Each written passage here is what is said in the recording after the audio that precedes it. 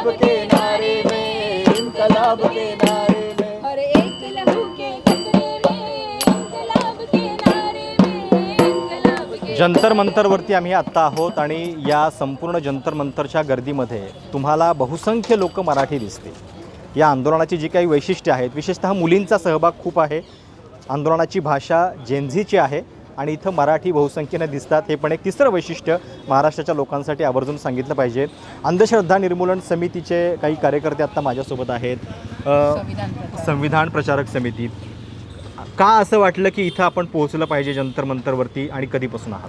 खरं सांगू तर सर 19 तारखेपासूनच ती भावना होती की आपण पोचायला पाहिजे. पण जसं आम्ही विचार करतो की कॉर्पोरेटमध्ये काम करणारी तरुणाई असेल किंवा जे अडकलेले आहेत, ज्यांना सोडत नाही आहेत नोकरीतली लोक, त्यांच्यासाठीच म्हणून आम्ही असं थांबून राहिलो. पण 20 तारखेलाच हे घडलं ना, त्यानंतर मात्र असं वाटलं की नाही, आत्ता नाही तर कधी नाही आणि आता आपण जायलाच पाहिजे. जेव्हा शक्य तेव्हा जायला पाहिजे. आणि 20 तारखेनंतर उलट आपली जबाबदारी जास्त वाढते की 20 तारखेला जे झालं त्यानंतर हे आंदोलन थांबता कामा नये, ह्या टप्प्यावर थांबता कामा नये. ही आरपारची लढाई आहे. त्याच्यामुळे या आरपारची लढाईमध्ये प्रत्येक नागरिकाने सहभागी व्हायला पाहिजे आणि ते जर व्हायचं असेल तर सुरुवात आपल्यापासून व्हायला पाहिजे. या भावनेतनं खरं तर तुम्ही कुठून आलात सगळे? आम्ही पनवेलवरनं आलेलो आहोत. इथं येईपर्यंतचा प्रवास कसा होता? कारण आम्ही आता इथं बघतोय की दिल्लीमध्ये मेट्रो स्टेशन्स बंद आहेत, काही ठिकाणी बॅरिकेडिंग केलं जाते. तर काय काय जाणवलं, काय काय दिसलं सरकारच्या एकूण दडपशाहीबद्दल? खरं सांगायचं झालं तर त्रासच होतो या सगळ्याचा की सोपा मार्ग असून सुद्धा आपल्याला इथल्या इथे फिरणं. म्हणजे मला असं वाटतं की आम्ही पनवेलवरनं इथपर्यंत खरं तर सोपं येऊ शकलो, पण इथे आल्यापासनं या जंतर मंतरपर्यंत पोहोचण्यासाठी आम्ही म्हणजे 8:30 वाजल्यापासून आत्ता जवळपास 12 वाजता आहेत. आम्ही एवढा वेळ शोधत अडकत थांबतच येत आलेलो आहोत. ओके. रिक्षावाल्यांशी बोलताना त्यांनी सांगितलं की मेट्रो बंद केलेले आहेत आणि ट्रॅफिक डायव्हर्ट केलंय, खूप सारे महत्त्वाचे रस्ते बंद आहेत. अशा रिक्षावाल्यांच्या काही जण येत पण नाही. काही जण रिक्षावाले सांगतात की आम्ही तिकडे जात नाही, अडकून पडू वगैरे असा ट्रॅफिकचा पण घोळ घालून ठेवल्यामुळे लोक इथपर्यंत पोहोचायला वेळ लागतो. ॲक्च्युली आज सकाळचे अपडेट्स तुम्ही पाहिले असतील. सोनम वांगचुक यांनी उपोषण सोडलंय, काय वाटतं मग? बघा, ह्याच्यामध्ये आपलं जे उद्दिष्ट आहे हे शेवटपर्यंत राहणार आहे की आपल्याला जी आपली प्रमुख मागणी आहे की जे ह्याला कारणीभूत आहे, सरकारमध्ये जे बसलेले आहेत हे जे कारणीभूत आहे ह्यांचा राजीनामा हा शेवटपर्यंत, ही मागणी आहे ती आपली शेवटपर्यंत राहणार आहे. त्यासाठी हा आपण जे आता या ठिकाणी विद्यार्थी येत आहेत किंवा जे काही लोक येतात जे ह्या सगळ्या गोष्टीला त्रासलेले आहेत, त्या लोकांची जी मागणी आहे ही शेवटपर्यंत माझ्यामध्ये सगळ्यांची तीच राहणार आहे. आणि हा शेवटचा जो आपल्याला या ठिकाणी उद्दिष्ट आपलं साध्य करायचं आहे ते साध्य केल्याशिवाय आज आम्ही इथून कोणी जाणार नाही, हे आमचं ठरलेलं आहे. आणि सर मला असं वाटतं फार महत्त्वाचं असं आहे की सध्या ना सोनम वांगचुक असतील, CJP असतील पेक्षा पण आत्ता जी तरुणाई ह्या रस्त्यावर उतरली आहे या सगळ्या आंदोलनासाठी, यांच्यासाठी आपण इथे असणं अपेक्षित आहे. आणि मुळात सरकारने जी दडपशाही केलेली आहे, ज्या पद्धतीने सगळं चाललंय ना, या विरोधात खरं तर आपण उभं राहणं हीच सध्याची गरज आहे. इतर सगळ्या अनेक घडामोडी घडतील, राजकीय अनेक गोष्टी अशा घडतील की त्या कदाचित आपल्याला प्रश्न पाडणाऱ्या असतील, आपल्याला भ्रमात आहोत का असं निर्माण करण्यासाठी असेल. पण आपण हे नाही विसरू शकत की सरकार जे करत आहे हे मात्र आपण कधीच ॲक्सेप्ट करू शकत नाही. आंदोलनासाठी मदत जी आहे ती हर प्रकारे येते आणि बघतोय आम्ही की हा एक टप्पा आहे, इथून पुन्हा चालत सगळं सामान जे आहे ते पोहोचवलं जाते. तुम्ही कुठून? मी नाशिक जिल्ह्यामधून आलो, महाराष्ट्राच्या नाशिक जिल्ह्यामधून. हो, हा आमचा भाऊ आहे आणि ज्याने सुसाईड केलं नीटच्या एक्झाममुळे. म्हणजे 1 वर्षापूर्वी परीक्षा दिली, त्या परीक्षेमध्ये 2 मार्क्स कमी पडले म्हणून यशने अपसेट झाला, पुन्हा अभ्यास केला आणि यावर्षी त्यांना ॲन्सर की जेव्हा मिळाली तेव्हा त्याच्या लक्षात आलं की आपलं MBBSसाठी सिलेक्शन होतं आहे. तो आनंदात होता आणि त्यानंतर 4 दिवसांनी समजलं की पेपर लीक झाला, पुन्हा परीक्षा होणार आहे. तो डिप्रेशनमध्ये गेला. 21 वर्ष वयाचा तरुण. आणि महत्त्वाची गोष्ट अशी आहे की ज्या 22 आत्महत्या झाल्यात असं सरकार म्हणतंय, त्या 22 आत्महत्यामध्ये या मुलाचं नाव नाही आहे. मग याचा अर्थ असा आहे की अशा किती आत्महत्या तुम्ही या नावावर पचवल्यात, लपवल्यात. आणि म्हणून आम्ही नाशिक जिल्ह्यामधून आलोय. आमच्या या भावंडांना न्याय मिळाला पाहिजे आणि त्याकरता हे सगळं आंदोलन इथपर्यंत चालू आहे.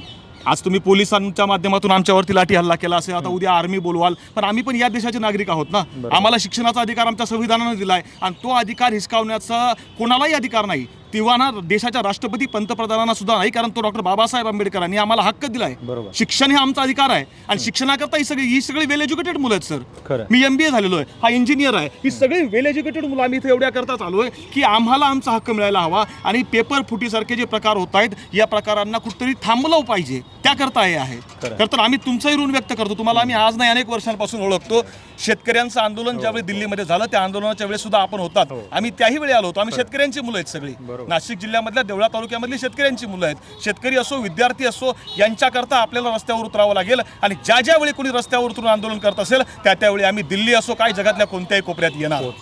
नाही, फार म्हणजे किती ह्याची गोष्ट आहे बघा की 21 वर्षांचा यश ज्यानं आत्महत्या केलेली आहे, पण त्या सरकारच्या आकड्यांमध्ये हा जो आहे तो गणला जात नाही. किती उदाहरणं असतील अशी. आत्ता तुम्ही हे सगळं सामान इथून घेऊन चाललाय आंदोलकांसाठी स्वतःच्या पैशाने.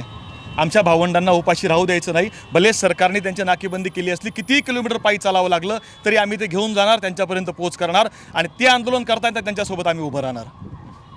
तुम्ही कधीपासून आहात आंदोलनात आम्ही 3 दिवसापासून आहोत. अच्छा. तरी मग सारख्या अशा लाखो लापता केलेला, सरकारने लापता केलेला विद्यार्थ्यांना न्याय मिळावा हीच आमची विनंती आहे आणि लवकरात लवकर सरकारने न्याय द्यावा आणि धर्मेंद्र प्रधान यांचा राजीनामा घ्यावा एवढीच आमची विनंती आहे.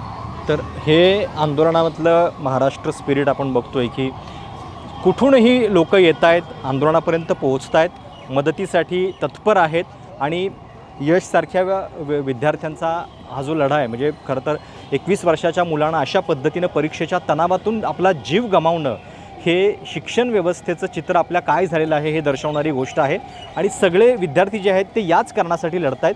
त्यामुळं या सगळ्याची दखल आता सरकार कशी घेतं आहे हे आपल्याला बघावं लागेल. जंतर मंतरचं आंदोलन हे जेनझीचं आहे, तरुणाईचं आहे. त्यामुळं एक गोष्ट काय दिसते की केवळ राजकारणीच नव्हे, राजकारण्यांची पुढची पिढीसुद्धा या आंदोलनाशी फार तन्मयतेनं जोडली जाते. अनेकांना असं वाटतं की इथे येऊन आपण हे आंदोलन बघितलं पाहिजे, हे आंदोलन आपलं आहे असं या सगळ्या लोकांना वाटते, कारण ही पिढी वेगळी आहे. खासदार धैर्यशील मोहिते पाटील यांच्या कन्या आहेत इशिता मोहिते पाटील, आता माझ्यासोबत आहेत आणि 2-3 दिवसापासून त्या सातत्यानं या आंदोलनामध्ये जात आहेत. काय वेगळं जाणवलं या आंदोलनामध्ये आणि मुळात या आंदोलनाशी इतकं तातडीनं कनेक्ट व्हावं असं का वाटलं? आंदोलनात भाग घेतल्यावर म्हणजे तिथं गेल्यावर जेव्हा लोकांची चर्चा करण्यात येते तेव्हा एकदम स्पष्टपणे कळून येतं की लोकांना मोदीजींवरती किती राग आहे. आता लोकांना हे कळत होतं की गव्हर्नमेंटकडनं काही चुका होत आहेत, पण जी मागची जनरेशन होती ती त्या चुका नकळत असं ॲक्सेप्ट करत नव्हते. आणि 100% मोदीजींनी निवडून आल्या डेव्हलपमेंट केलेली आहे, बरोबर, म्हणजे ते आहे, पण ही मागची जनरेशन त्याच विचारांमध्ये अजून अडकलेली, त्यामुळं त्यांना जे पुढचे घोटाळे होतात ते ॲक्सेप्ट करणं अवघड जात होतं. आता ही जे नीट पेपर लीक वगैरे झालं हे डायरेक्टली स्टुडंट्सला अफेक्ट झालं, त्यामुळं यूथ जागं झालं आणि सगळे तिथं उतरून आले. मला पर्सनली का ह्या गोष्टीत भाग घेऊ वाटलं, कारण लाठीचार्ज जो झाला तो एकदमच अनसेटलिंग होता आणि ती गोष्ट न पटण्यासारखी होती, कारण स्टुडंट्सनी काही दंगा केला नव्हता, कुणाला हर्ट केलं नव्हतं, काही त्रास दिला नव्हता. ते आपलं सायलेंट प्रोटेस्ट करत होते. त्यांनी सुरुवातसुद्धा फुलं घेऊन या अशा पद्धतीने एकदम सायलेंट चांगलं चाललेलं सगळं.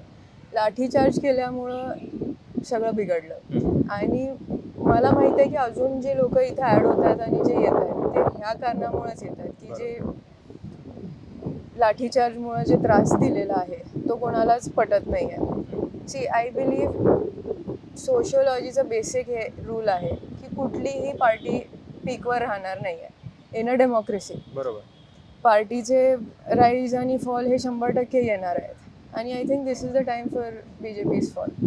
पण या आंदोलनामध्ये जायचा निर्णय कुठल्या क्षणाला घेतला आणि कोण कोण तुम्ही होतात, किती वेळ तुम्ही तिथं बघितलं, काय काय बघितलं त्या आंदोलनात? आंदोलनाला जायचं म्हणजे इथं आम्ही दिल्लीला आलो 18 तारखेला. त्याच्या आधीपासून सगळं जे काही दिसत होतं ते सोशल मीडियावर दिसत होतं आणि इथं पर्सनली जेव्हा तुम्ही ग्राउंडवरती येता, आजूबाजूला जेव्हा काही गोष्टी चालू होतात, वरून खाली बघितलं तर लाठीचार्ज चालू होता आणि एवढ्या सगळ्या गोष्टी तुमच्या आजूबाजू होत आहेत आणि if you are a true Indian and a nationalist तुम्ही घरात कसं बसणार आहे? You have to step out.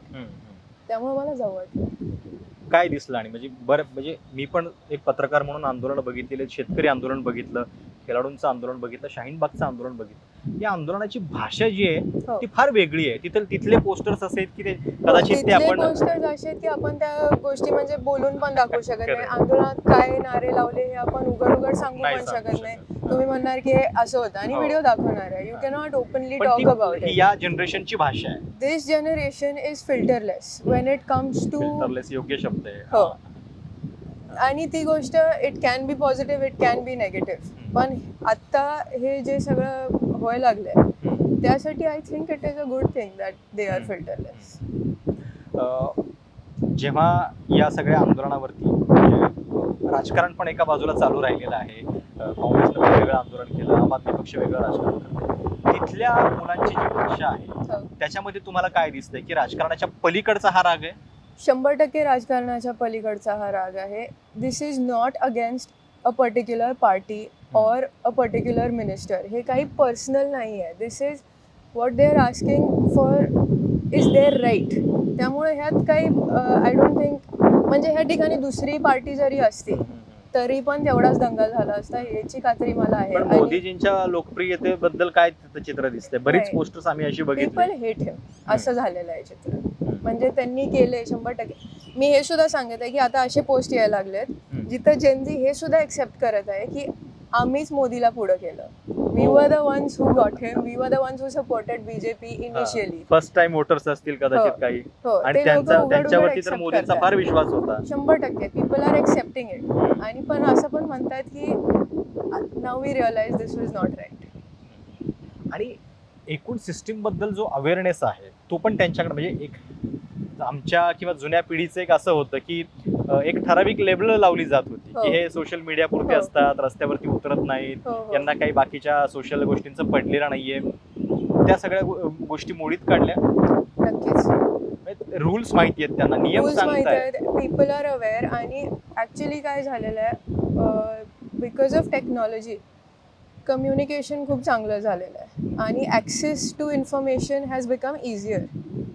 त्यामुळं तुम्ही लॉ स्टडी जरी करत नसला तरी it has become very easy for me to find out about a certain acts किंवा काय राईट्स माझे आहेत. And people are openly speaking up about it. तुम्ही स्वतः म्हणजे काय शिकलेला आहात, कॉलेज कुठं झालंय आणि I have studied in business management. मुंबईमध्ये माझं कॉलेज झालेलं आहे. And I further want to pursue MSW आणि त्यात सुद्धा रुरल डेव्हलपमेंटवरती मला अभ्यास करायचा. तुमच्या ग्रुपमध्ये काय चर्चा आहे? मित्र असतील, मैत्रिणी असतील, ते या आंदोलनाबद्दल काय बोलतायत? त्यांचे काही वेगळे व्ह्यूज समोर येत आहेत का? देर आर मेनी पीपल ज्यांना मी उघड उघड म्हणेन की ते माझे फ्रेंड्स आहेत पण अंधभक्त आहेत. आणि बरेच लोक त्यांचं लॉजिक काय? आणि आता लॉजिक नसतंच त्यांना. मोदी हां. ते मला एक्सप्लेन पण करायचं नाही. हा, म्हणजे मी काही प्रतिक्रिया पाहिल्या की म्हणजे ही कशी फुकटी झुरळं आहे हो. आणि यांना काही पडलेलं नाहीये, फक्त हे करायला, दंगा करायला आले ते. You talk to them for 5 minutes and they'll just bring everything down to Hindu versus Muslim. एवढंच करायला येतं त्यांना, दुसरं काही नाही. ते एक नारा मला तिथला सांगता येईल आणि ते होतं की जब जब मोदी डरता है हिंदू मुस्लिम करता. हिंदू मुस्लिम. And I agree. खरंय. समर्पक आहे एकदम. आणि म्हणून हे जे चित्र आहे हे या आंदोलनातलं नवचित्र आहे. नव्या पद्धतीचं आंदोलन उभं राहतंय, नव्या पिढीचं आंदोलन आहे. त्यामुळं या आंदोलनाकडे बघण्याचा दृष्टिकोन जो आहे तो खरं तर सरकारनं पण बदलला पाहिजे. पण याच गोष्टी बघण्यासाठी अशी सगळी नवीन लोक, तरुणाई जी आहे ती आपल्याला आंदोलनामध्ये खूप प्रकर्षानं दिसते.